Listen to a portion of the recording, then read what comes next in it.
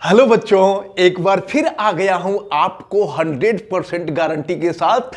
जितने भी optional question आपको इस समय साइंस के बताए जा रहे हैं ना, उन सभी क्वेश्चन को बहुत अच्छी तरह से तैयार कीजिए। और अगर अच्छी तरह से तैयार करते जाएंगे तो ऑप्शनल क्वेश्चन यानी जो 20 मार्क के क्वेश्चन है उसकी तो हमारी गारंटी होगी ही कि आपको 20 में 20 मार्क 100% मिलेगा। तो इसलिए मन लगा करके पढ़िए, रेगुलर जुड़िए और जितने भी आपके आसपास आपके फ्रेंड हैं सबसे आपका महामना इंस्टीट्यूट के यूट्यूब चैनल को सब्सक्राइब करा दीजिए और सबसे कहिए सब लोग मन लगा करके पढ़ें, बढ़िया से तैयारी करें। कोई दिक्कत हो तो आप हमें कमेंट करके बताएं, ठीक है। तो चलिए अब हम शुरू करने जा रहे हैं इंपॉर्टेंट क्वेश्चन के साथ बोर्ड के एग्जाम के लिए साइंस का। और एक बात और मैं आपको बता देना चाहता हूं कि महामना इंस्टीट्यूट का ऑफलाइन क्लासेस भी चल रहे हैं। आप अगर ऑफलाइन क्लासेस में आकर के पढ़ना चाहते हैं या नेक्स्ट सेशन से ज्वाइन करना चाहते हैं तो आप आकर के ज्वाइन करें, क्योंकि सभी क्लासेस बड़ी अच्छी तरह से यहां चल रहे हैं। हर सब्जेक्ट पढ़ाए जा रहे हैं, physics, chemistry, math, biology, Hindi, English, social, हर सब्जेक्ट पढ़ाए जा रहे हैं। तो चलिए अब टाइम वेस्ट किए हुए बिना हम शुरू करते हैं और आते हैं अपने क्वेश्चन पर। देखिए, अच्छा एक बात और आप याद रखे रहिएगा कि जितने भी आपसे ऑप्शनल क्वेश्चन पूछे जाएंगे ना, उस ऑप्शनल क्वेश्चन में फिजिक्स के भी क्वेश्चन होंगे, केमिस्ट्री के भी क्वेश्चन होंगे, बायोलॉजी के भी क्वेश्चन होंगे। तो जितने भी क्वेश्चन आपके सामने, इन सभी क्वेश्चंस को हम आपको बता रहे हैं, इसको बड़ी अच्छी तरह से आप तैयार कीजिएगा। चलिए शुरुआत कर रहे हैं। क्वेश्चन, इफ 4 आइडेंटिकल रजिस्टर्स, हम आपको समझाते भी जाएंगे, पूरा स्टेटमेंट भी समझाएंगे। हालांकि ऑप्शनल क्वेश्चन है, लेकिन ऑप्शनल क्वेश्चन में बड़ी आपको बहुत जल्दीबाजी नहीं करनी होगी, इसको अच्छी तरह से समझ करके, क्योंकि जो थियोरेटिकल होंगे, जो रिटन वाले एग्जाम होंगे, जो लिखना होगा, उसमें अगर 2 मार्क्स का है तो 2 मार्क का है तो 1 मार्क मिल सकता है, या अगर सही होगा तो 2 में 2 मिल जाएगा। लेकिन यहां पर अगर गलत होगा तो बिल्कुल चला जाएगा, सही होगा तो पूरा मिल जाएगा। इसलिए बड़ी अच्छी तरह से इनको सॉल्व करने के बाद ही आप आंसर देंगे, अगर न्यूमेरिकल आता है तो। और नहीं अगर थियरी है, उसके बारे में बिल्कुल कंफर्म जानकारी है, तब आंसर दीजिए, नहीं तो आंसर मत दीजिए। चलिए शुरुआत करते हैं।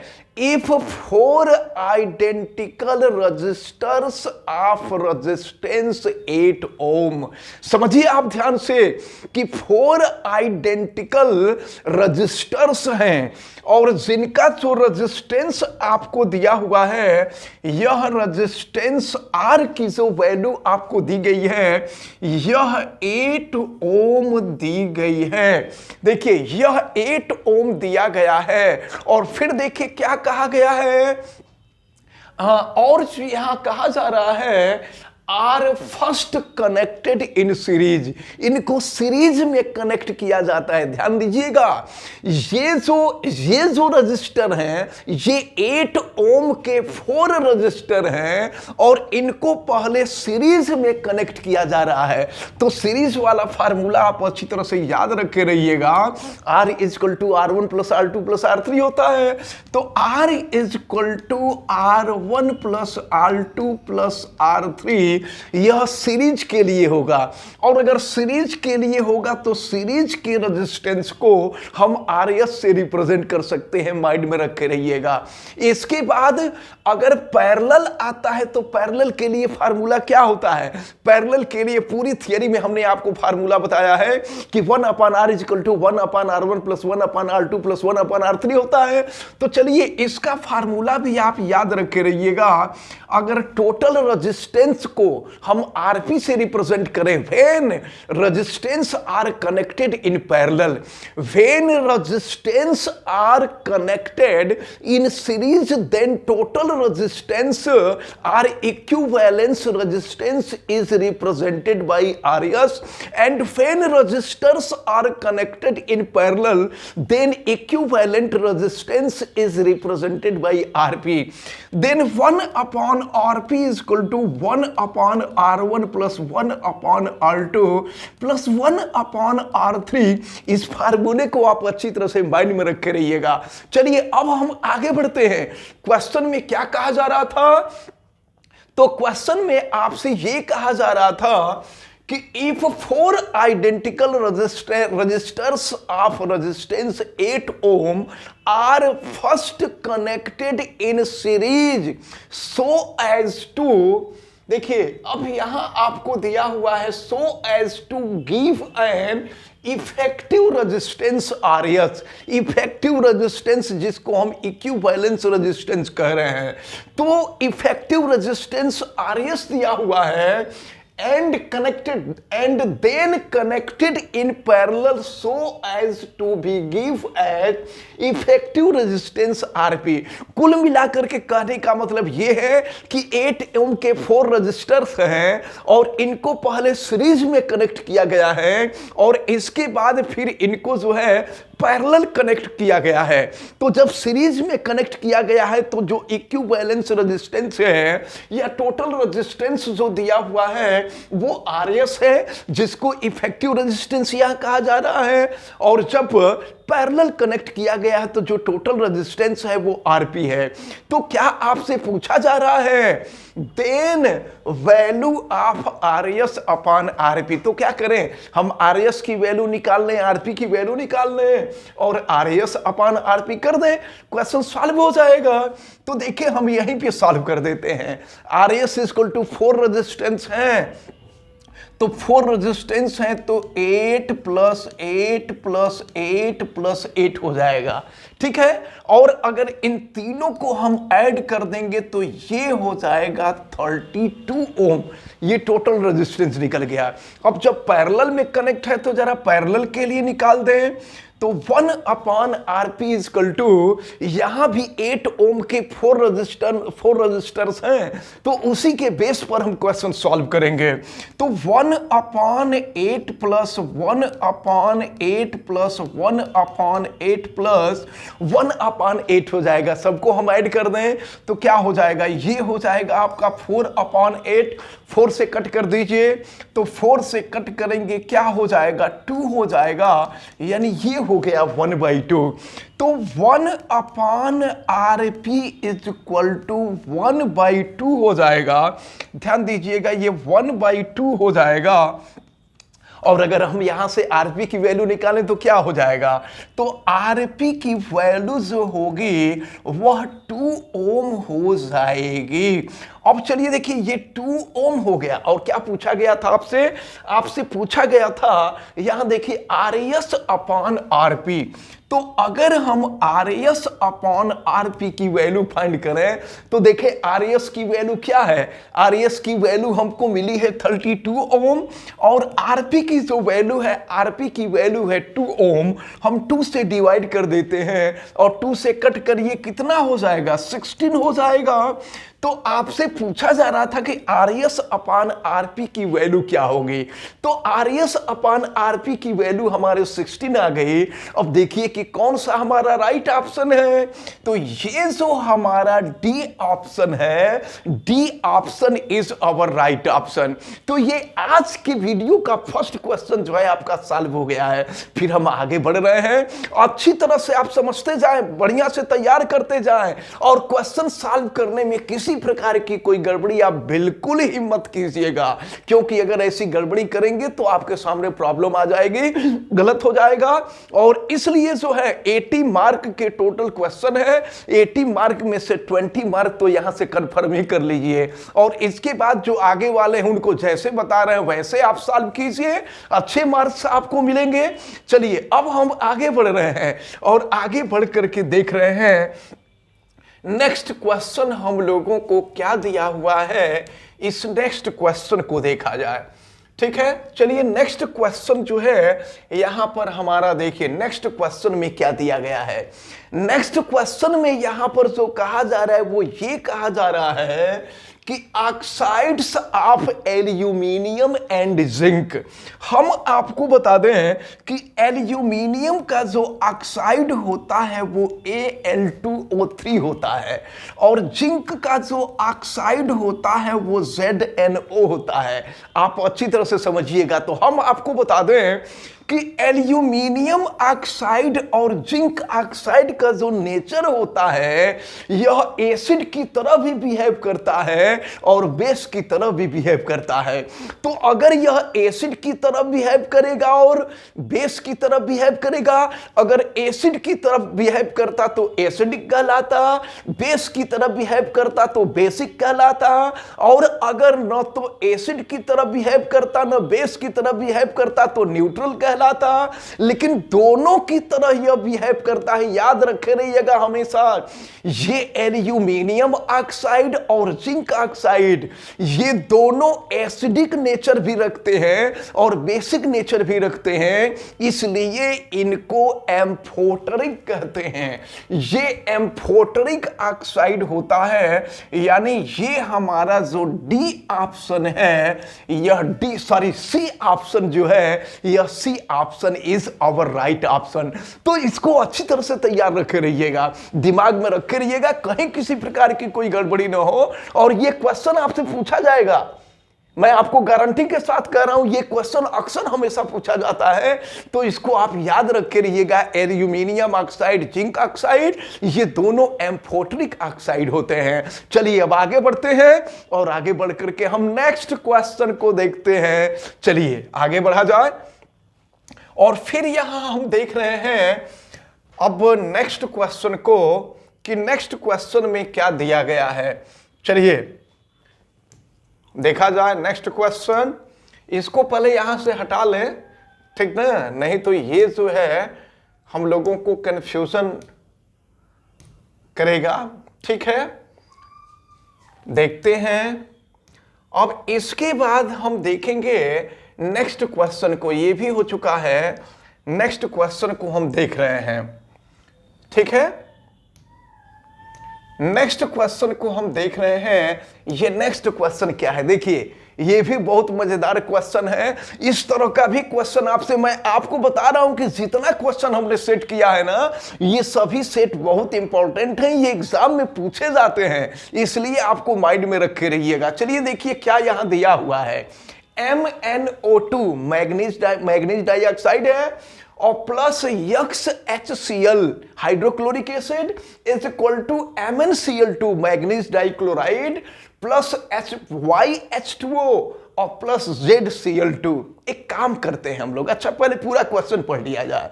क्वेश्चन में दिया है in order to balance the above chemical equation. ये जो केमिकल इक्वेशन हम लोगों को दिया गया है, अगर इस केमिकल इक्वेशन को हम बैलेंस करें तो क्या होगा, the value of X Y and Z respectively. हमसे एक्स वाई जेड की वैल्यू पूछी जा रही है। चलिए पहले इसको हम लोग बैलेंस करें, बैलेंस करेंगे तो कंफर्म हो जाएगा। देखिए ये है MnO2, बैलेंस कर रहे हैं, पहले बैलेंस कर लिया जाएगा, तब हम लोग देखेंगे कि क्या आंसर मिल रहा है। और इसके बाद ये है XHCl, तो अभी हमें X की यहां कोई जरूरत नहीं है, इसको हम पहले हटाएंगे।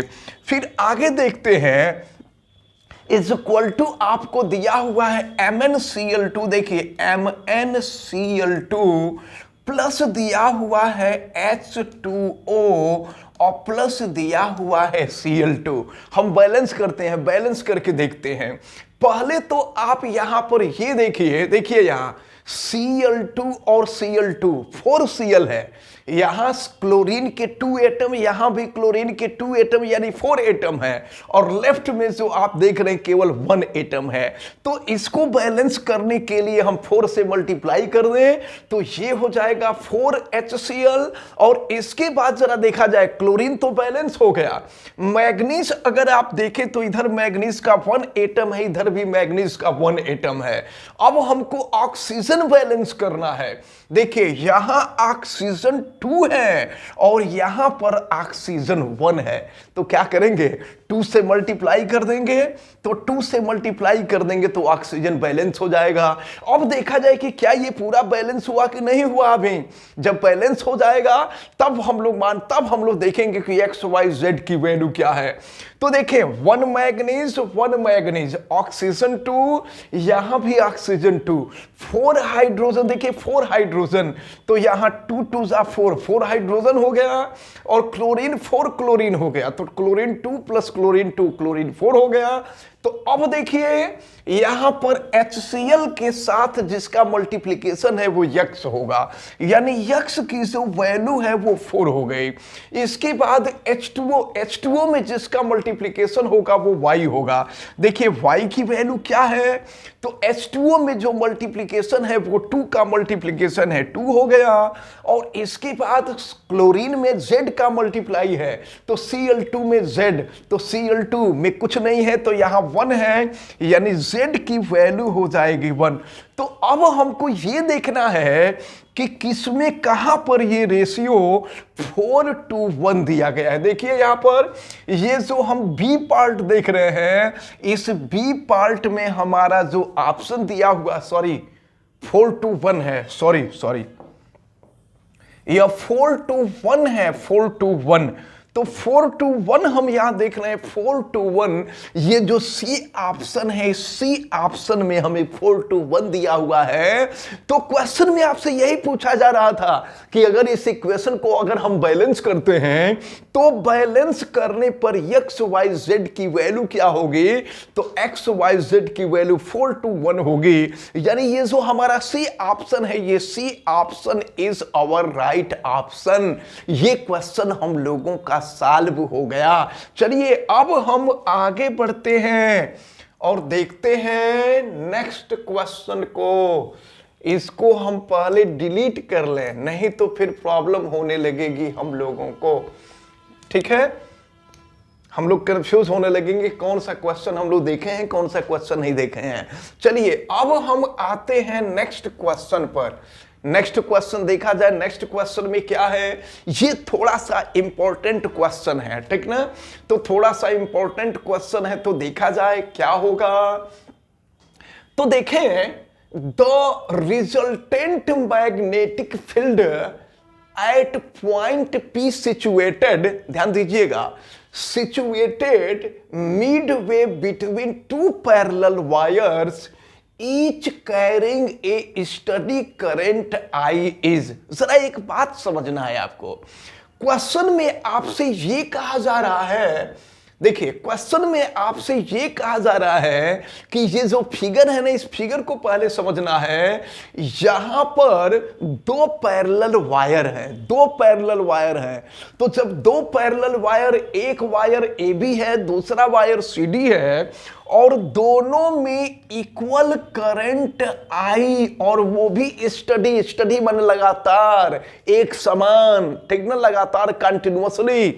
तो ये जो वायर AB और वायर CD है, इन दोनों में एक समान करंट फ्लो हो रही है, और वो भी सेम डायरेक्शन में फ्लो हो रही है।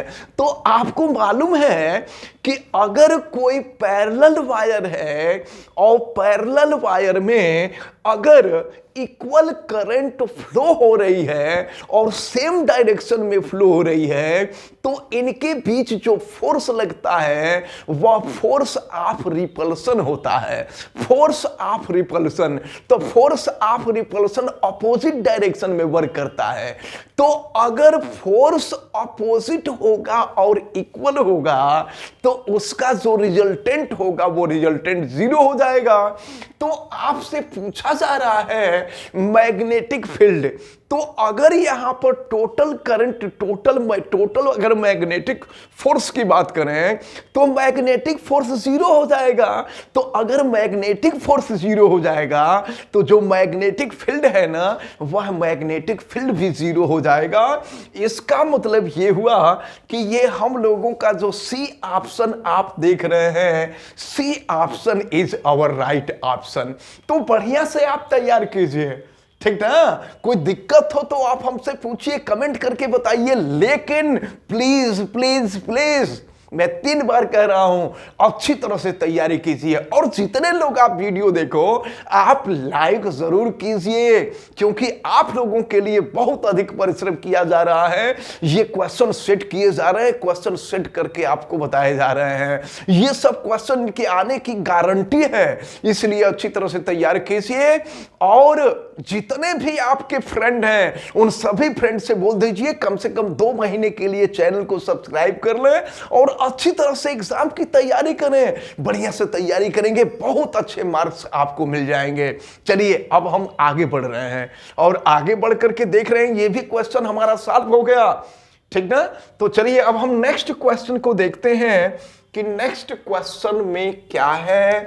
पहले इसको हम खत्म करते हैं और अब हम देखते हैं नेक्स्ट क्वेश्चन को। देखिए नेक्स्ट क्वेश्चन क्या है। ये जितने भी क्वेश्चन हमने सेट करके लाया है ये सभी क्वेश्चन बड़े इंपॉर्टेंट हैं और अच्छी तरह से तैयार कीजिए।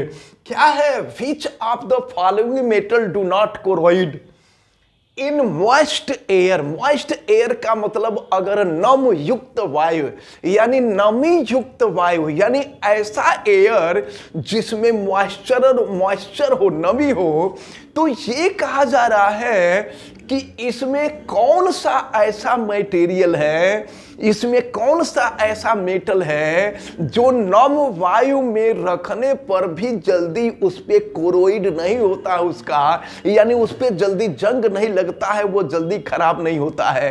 तो आप रिएक्टिविटी सीरीज पढ़े हैं और रिएक्टिविटी सीरीज में गोल्ड जो होता है सबसे नीचे होता है, यानी गोल्ड की रिएक्टिविटी सबसे कम होती है और उसके ऊपर अगर हम बढ़ेंगे तो उसके ऊपर सिल्वर होता है।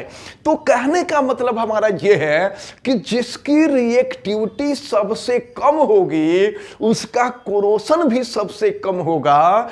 तो रिएक्टिविटी सीरीज में गोल्ड सबसे नीचे होता है, इसलिए इसकी रिएक्टिविटी सबसे कम है और रिएक्टिविटी सबसे कम है, इसका मतलब कि इसका कोरोइड बहुत ही कम होगा या नहीं होगा। इसलिए our C option is the right option. इनको अच्छी तरह से पढ़िए, बढ़िया से पढ़िए, बढ़िया से तैयारी कीजिए, बोर्ड के एग्जाम में अच्छे मार्क्स लाइए। और अगर आपको लगे तो यहां पर ऑफलाइन क्लासेस भी चल रहे हैं, इस समय भी ज्वाइन कर सकते हैं या नेक्स्ट सेशन में भी आप क्लास ज्वाइन कर सकते हैं। इसको आप अच्छी तरह से माइंड में रख कर रहिएगा। चलिए और अब हम आगे बढ़ रहे हैं और आगे बढ़ करके नेक्स्ट क्वेश्चन को देख रहे हैं कि नेक्स्ट क्वेश्चन में क्या दिया गया है। नेक्स्ट क्वेश्चन को देखा जाए। चलिए नेक्स्ट क्वेश्चन जो है ये बायोलॉजी से रिलेटेड है, बायोलॉजी का क्वेश्चन है। और देखिए बायोलॉजी इसमें क्या दिया गया है, एन ऑर्गेनिज्म, ऐसा ऑर्गेनिज्म क्या है which break down the food material, जो फूड मटेरियल को ब्रेक डाउन करता है, तोड़ता है। और क्या आउटसाइड द बॉडी, जो बॉडी के बाहर तोड़ता है, देन एब्जॉर्ब इट इज। तो ये आप याद रखे रहिएगा कि जो फंगी होता है, कुछ स्टूडेंट इसको फंजाई भी कहते हैं, तो फंगी या फंजाई जो होता है आउटसाइड द बॉडी, ये फूड को क्या करता है कि ब्रेक डाउन कर देता है, ठीक नहीं। इसको आप अच्छी तरह से याद रखे रहिएगा। तो ए फंगी राइजोपस ये जो है और हम लोगों का ये राइट ऑप्शन होगा। इसको अच्छी तरह से आप माइंड में रखे रहिएगा कि ये डी ऑप्शन जो है, यह D option is our right option. ये माइंड में आपके बड़े अच्छी तरह से होना चाहिए। क्या था क्वेश्चन, आप अच्छी तरह से एक बार फिर से समझ लीजिए। क्वेश्चन में दिया था an organism which break down the food material outside the body and absorbs it is. तो इसका जो राइट ऑप्शन होगा वो होगा ए फंगी राइजोपस। इसको अच्छी तरह से माइंड में रखे रहेंगे। चलिए अब हम नेक्स्ट क्वेश्चन को देखते हैं। नेक्स्ट क्वेश्चन में आपको क्या दिया हुआ है इसको देखा जाएगा, ठीक ना। चलिए और फिर हम देखते हैं नेक्स्ट क्वेश्चन। नेक्स्ट क्वेश्चन में क्या है, जो क्वेश्चन हम लोग देख चुके हैं उसको हम यहां से हटा रहे हैं, ठीक है ना। अब यहां पर नेक्स्ट क्वेश्चन हम देखें, नेक्स्ट क्वेश्चन में क्या है, किसकी बारी आई है, इसको देखा जाए, ठीक है। इसको भी हम लोग सॉल्व कर चुके हैं, तो देखते हैं नेक्स्ट क्वेश्चन को। नेक्स्ट क्वेश्चन में क्या दिया गया है, देखिए ये भी एक बहुत इंपॉर्टेंट क्वेश्चन है। इस तरह के क्वेश्चन भी आपसे एग्जाम में पूछे जाते हैं, इसलिए इनको बड़ी अच्छी तरह से आपको तैयार करना होगा। देखिए क्वेश्चन में क्या कहा जा रहा है, इसको पहले आप समझिए। इफ द करंट आई, यहां पर जो करंट है, करंट की वैल्यू आपको दी गई है, ये करंट आई है। If the current I through a resistor, कोई रजिस्टर है, कोई रेजिस्टेंस है, उस रजिस्टर के अंदर आई करंट जो है फ्लो हो रही है, इंक्रीज्ड बाय 100%। करंट आई है, एक काम करते हैं हम पहले की करंट I1 को हम आई एज्यूम कर लेते हैं, और ये कहा जा रहा है कि करंट को 100% इंक्रीज कर दिया जा रहा है। तो 100% का क्या मतलब भाई, 50% का मतलब आधा होता है, 100% का मतलब पूरा यानी दोगुना कर दिया जाता है। तो अगर आपसे कहा जाएगा कि 100% इंक्रीज कर दिया जा रहा है, इसका मतलब कि दोगुना कर दिया जा रहा है, ट्वाइस कर दिया जा रहा है। इसको आप माइंड में अच्छी तरह से रखे रहिएगा। तो क्वेश्चन में क्या है, if current I through a resistor is increased by 100%, यानी किसी रजिस्टर में फ्लो होने वाला जो करंट है, उस करंट को इंक्रीज करके 100% इंक्रीज कर दिया जा रहा है, यानी उसका ट्वाइस कर दिया जा रहा है। इसके कहने का मतलब ये है। तो I2 की जो वैल्यू होगी, अभी तो ये I1 की वैल्यू आई है, तो I2 की वैल्यू हो जाएगी 2I। फिर हम आगे देखते हैं क्या है, increase the power dissipated will be.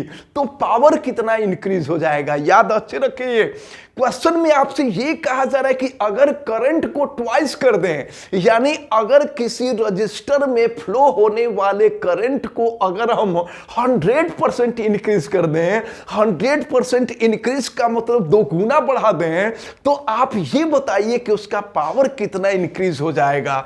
तो देखिए पावर के लिए फार्मूला आपने देखा है कि power is equal to P is equal to I square R T होता है। ये फार्मूला आपने पढ़ा, यहां टाइम का कोई बहुत स्पेस मतलब है नहीं, ठीक ना, क्योंकि आपने फार्मूला ये पढ़ा है। देखिए P इज इक्वल टू होता, हम आपको थोड़ा सा बता देते हैं, P is equal to V into I. देखते हैं यहां पर T नहीं होना चाहिए, अभी हम आपको बता देते हैं, ठीक है। तो अब यहां पर हम V के जगह पे I इंटू आर कर देंगे, तो ये हो जाएगा I स्क्वायर आर, यहां पे T नहीं होगा, ठीक है। तो P की वैल्यू जो होगी वो I स्क्वायर आर होगी। हम इसी फार्मूले का यूज करेंगे। तो पहले पावर P है और जरा बाद का पावर देखिए क्या है। तो पहले का पावर अगर हम यहां पर P1 करते हैं और बाद के पावर को P2 करते हैं, तो P2 हो जाएगा I स्क्वायर, I के जगह पे 2I हो जाएगा, 2I। तो 2I का स्क्वायर कर दीजिए, क्या हो जाएगा 4I स्क्वायर आर हो जाएगा, 4I स्क्वायर आर। अब हम एक काम करते हैं कि पूछा जा रहा है कि पावर कितना परसेंट इंक्रीज हो जाएगा। तो पावर में जो इंक्रीज होगा वो डेल्टा P अपान P इंटू 100 हो जाएगा। तो डेल्टा P का मतलब P2 minus P1, delta P का मतलब P2 माइनस P1। तो P2 क्या है, P2 है 4I स्क्वायर आर, और P1 क्या है, तो P1 है I स्क्वायर आर, और अपान P का मतलब वही P1। तो P1 की वैल्यू हो जाएगी I स्क्वायर आर और इंटू हो जाएगा 100। चलिए अब हम इसको आगे बढ़ते हैं, जरा यहां देखो 4I square R minus I square R क्या हो जाएगा 3I स्क्वायर आर। तो ये हो जाएगा 3I स्क्वायर आर अपान हो जाएगा I स्क्वायर आर और इंटू हो जाएगा 100। फिर क्या करेंगे, आई स्क्वायर आर से आई स्क्वायर आर कैंसिल कर देंगे और फिर 3 इंटू 100 कर देंगे तो ये हो जाएगा 300। 300% हो जाएगा। इसको आप इस न्यूमेरिकल को अच्छी तरह से याद रखे रहिएगा। ये क्वेश्चन आपसे पूछा गया है और कई बार पूछा जा चुका है, तो या इस तरह के भी क्वेश्चन पूछे जा सकते हैं। तो क्वेश्चन में आपसे ये पूछा गया था कि अगर किसी रजिस्टर में फ्लो होने वाला जो करंट है, उस करंट को अगर हम 100% इंक्रीज कर देते हैं, अगर उस करंट को 100% इंक्रीज कर दें, तो आप बताइए उसका पावर कितना परसेंट इंक्रीज हो जाएगा। तो उसका पावर जो होगा वो 300% इंक्रीज हो जाएगा। इसको अच्छी तरह से माइंड में रखे रहिएगा। इसका मतलब ये हुआ कि हमारा ये जो सी ऑप्शन है, C option is our right option. इसको अच्छी तरह से आप तैयार करते रहिए, अच्छी तरह से पढ़िए, मन लगा के पढ़िए, अच्छी तरह से तैयारी कीजिए। चलिए अब हम आगे बढ़ते हैं और देखते हैं नेक्स्ट क्वेश्चन की तरफ। जितने भी क्वेश्चन हम आपको बता रहे हैं सभी क्वेश्चन बढ़िया से तैयार करते जाइए। हम आपको गारंटी देते हैं, मैं बार बार कह रहा हूं कि जितना ही अच्छी तरह से पढ़ेंगे उतना ही बोर्ड के एग्जाम में आपको बहुत बढ़िया नंबर आएगा। इसलिए आप सभी लोग चैनल को सब्सक्राइब कर लीजिए और जितने भी आपके फ्रेंड हैं ऑल ओवर इंडिया, उन सभी फ्रेंड्स से आप जो है चैनल को सब्सक्राइब करा लीजिए। मन लगा करके पढ़िए, बढ़िया से तैयारी कीजिए। कोई दिक्कत हो तो हमसे पूछिए। और यहां पर ऑफलाइन क्लासेस चल रहे हैं या नेक्स्ट सेशन में जो क्लासेस शुरू होने वाले हैं उसको आप आकर के ज्वाइन कर लीजिए, मन लगा करके पढ़िए। चलिए अब हम आगे बढ़ते हैं और आगे बढ़ करके देखते हैं नेक्स्ट क्वेश्चन में आपको क्या दिया गया है। देखिए नेक्स्ट क्वेश्चन हम देखते हैं। तो जो क्वेश्चन हम लोग कर चुके हैं उसको डिलीट कर दे रहे हैं। अब हम आते हैं नेक्स्ट क्वेश्चन पर। देखा जाए कि यहां पर नेक्स्ट क्वेश्चन में क्या दिया गया है। ये भी एक बहुत मजेदार क्वेश्चन है, याद रखे रहिएगा। क्या है, select washing soda. Washing soda, washing soda का फार्मूला क्या है? अच्छा, नॉर्मली लोग कहा करते हैं कि Na2CO3 sodium carbonate washing soda है, लेकिन ऐसा होता नहीं है। इसमें वाटर के 10 मॉलिक्यूल होते हैं। इसको आप अच्छी तरह से याद रखे रहिएगा कि वॉशिंग सोडा में केवल Na2CO3 कहें तो ऐसा नहीं होगा। तो अच्छा, यहां जो आप देख रहे हैं NaHCO3, ये बेकिंग सोडा है, सोडियम बाइकार्बोनेट या सोडियम हाइड्रोजन कार्बोनेट कहते हैं, ठीक है। और यहां पर 5 दिया है तो 5 नहीं होता है, 10 होता है। और ये तो सोडियम हाइड्रोक्साइड है, ये बेस है।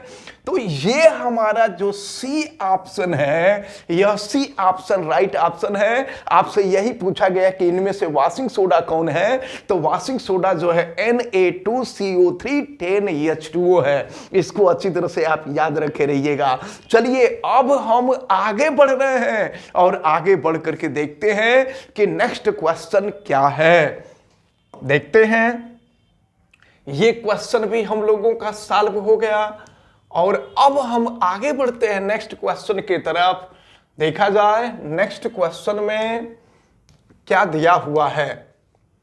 देखते हैं नेक्स्ट क्वेश्चन। अब ये है हमारे सामने नेक्स्ट क्वेश्चन और देखा जाए इस क्वेश्चन में क्या दिया गया है। Chlorine gas react with dot dot dot dot दिया हुआ है to form bleaching powder. Chlorine किसके साथ रिएक्शन करता है तो ब्लीचिंग पाउडर मिलता है। तो जानते हैं क्या होता है।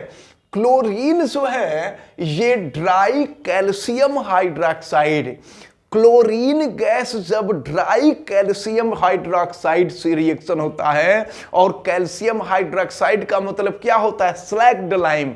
याद रखे रहिएगा, इसको हम कहते हैं स्लैग्ड लाइम।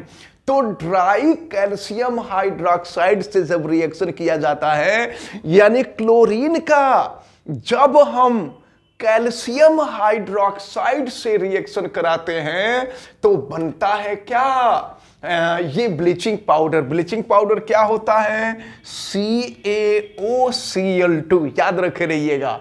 तो ये हमारा जो है, और ड्राई रहेगा, याद रखे रहिएगा। ड्राई होता है जब कैल्शियम हाइड्रोक्साइड, जिसको बुझा हुआ चूना कहते हैं, डेडलाइन भी कह सकते हैं, ठीक ना, मरा हुआ चूना भी कह सकते हैं। तो जब डेड लाइन में यानी कि जब बुझे हुए चूने में या ड्राई कैल्शियम हाइड्रोक्साइड में या ड्राई स्लैग्ड लाइम में जब हम क्लोरीन गैस फ्लो कराते हैं ना, तो क्लोरीन इससे रिएक्शन करता है और क्लोरीन इससे रिएक्शन करके ब्लीचिंग पाउडर बनाता है, ठीक है। ये ब्लीचिंग पाउडर CaOCl2 होता है। इसको आप अच्छी तरह से माइंड में रख के रहिएगा। चलिए, ये भी हम लोगों के क्वेश्चन का सॉल्यूशन निकल गया। अब हम लोग नेक्स्ट क्वेश्चन देखने जा रहे हैं कि नेक्स्ट क्वेश्चन में क्या है। चलिए देखते हैं नेक्स्ट क्वेश्चन, और पहले तो हम इसको डिलीट ही कर दें। और अब जो है हमारे सामने एक और इंपॉर्टेंट क्वेश्चन आ रहा है। उस इंपॉर्टेंट क्वेश्चन को अब हम देखने जा रहे हैं। देखिए, ये इंपॉर्टेंट क्वेश्चन आ गया, इसको अच्छी तरह से तैयार कीजिएगा। क्या है? The chemical reaction between MnO2। देखिए, देखा जाए पहले क्या कहा जा रहा है, MnO2 manganese dioxide. The chemical reaction, इसको थोड़ा सा और हम लेफ्ट में लिखते हैं, the chemical reaction between manganese dioxide, ये है MnO2 manganese dioxide and HCl hydrochloric acid is an example. आप जरा इसको पहले तो रिएक्शन करा के देखा जाए, ठीक ना। पहले जब रिएक्शन आएगा तो रिएक्शन करा के देखेंगे कि क्या हो रहा है, तब जाकर के हम कहेंगे।